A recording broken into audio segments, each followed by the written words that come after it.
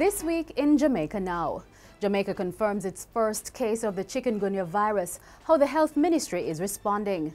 Bruce blasts U.S. The former prime minister says America has no moral authority to penalize Jamaica over human rights abuses. How an enraged hospital patient attempted to strangle another before being shot dead by the police. And grief in St. James, 2 missing children found dead. The details of these and other stories coming up after the break.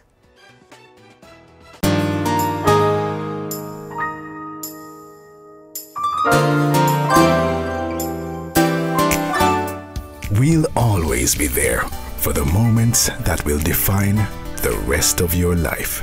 The Gleaner, where life unfolds. I'm Caroline Brown and this is Jamaica Now. Jamaica's health authorities have intensified their activities to prevent a spread of the Chikungunya virus, which has now been detected here.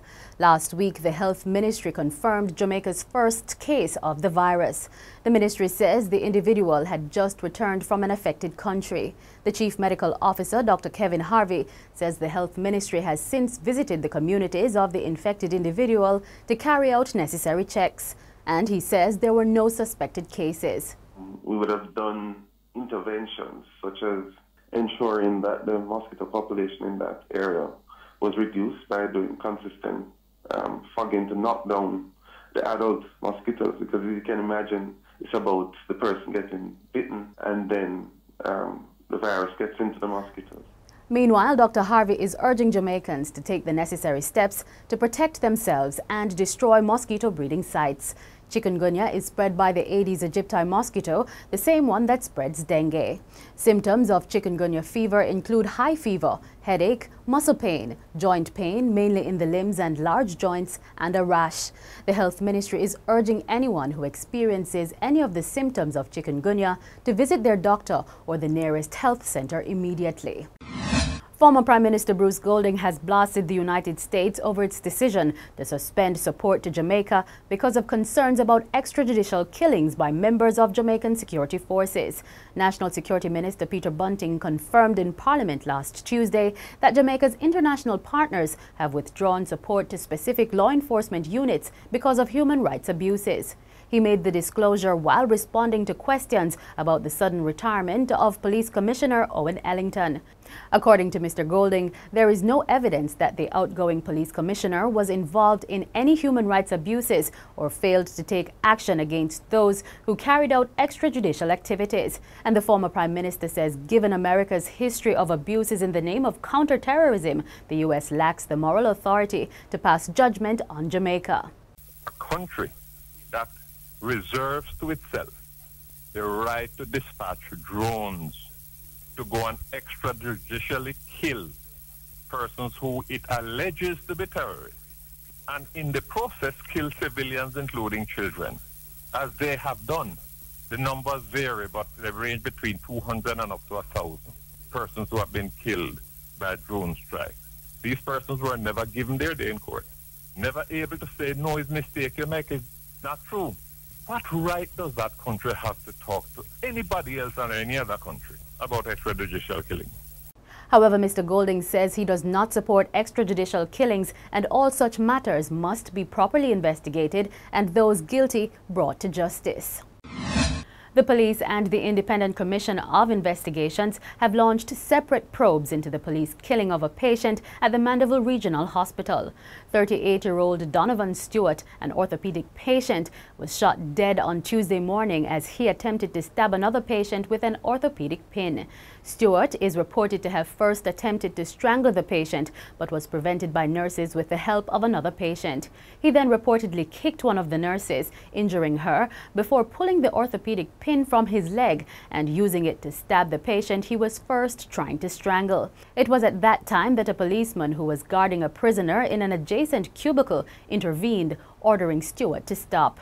It is reported that Stewart disobeyed and was attempting to stab the man a second time when he was shot dead.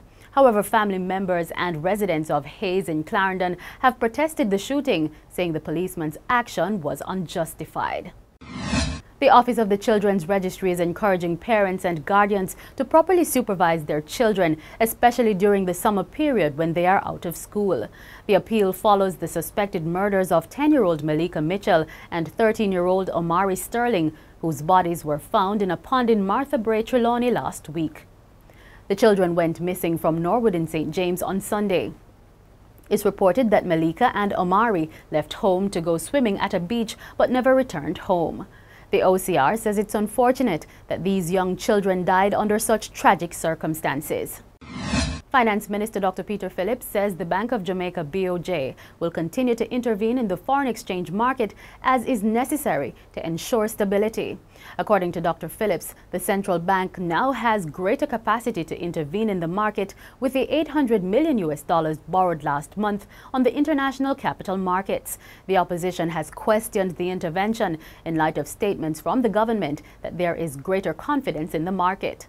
However, the finance minister says the BOJ intervened to guard against the effects of speculation on the exchange rate. The IMF has insisted that the Jamaican dollar is overvalued and should face more depreciation. There have been rough days for St. Elizabeth farmers who have been chalking up losses because of bushfires. Over the past weeks, hundreds of acres of farmlands have been destroyed by fire, claiming crops and livestock. In one case, a farmer trapped in the middle of the fire died. In the meantime, one St. Elizabeth Member of Parliament wants farmers who continue to light bushfires to be prosecuted. Richard Parchment, who represents Southeast St. Elizabeth, says the Attorney General has already cited the Country Fires Act, under which the police may act. And that's it for this edition of Jamaica Now, your weekly review of the big news stories. Send us your comments at onlinefeedback@gleanerjm.com. You may tune in to Power 106 for regular updates. Follow us on Twitter at Jamaica Gleaner and on Facebook at Gleaner Jamaica. I'm Caroline Brown. As we go, how Jamaicans should help in preventing the spread of the Chikungunya virus. Ensure that once a week we inspect our homes, schools, business places, churches. This mosquito is a day-biting mosquito, and it lives in and around where people live and congregate. Therefore, we want to ensure that the water that is settling is removed. The message of scrubbing the flower vases carefully, the PET containers with water, ensuring that old tiles are emptied, tins are punched with holes before they are discarded, are still applicable for control of the Chikungunya virus spread.